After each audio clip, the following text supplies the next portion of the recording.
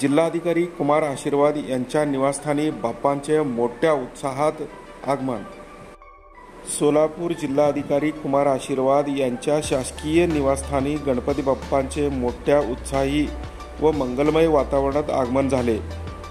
जिल्हाधिकारी कुमार आशीर्वाद यांनी आपल्या निवासस्थानी इको फ्रेंडली गणेश मूर्तीची प्रतिष्ठापना केली आहे।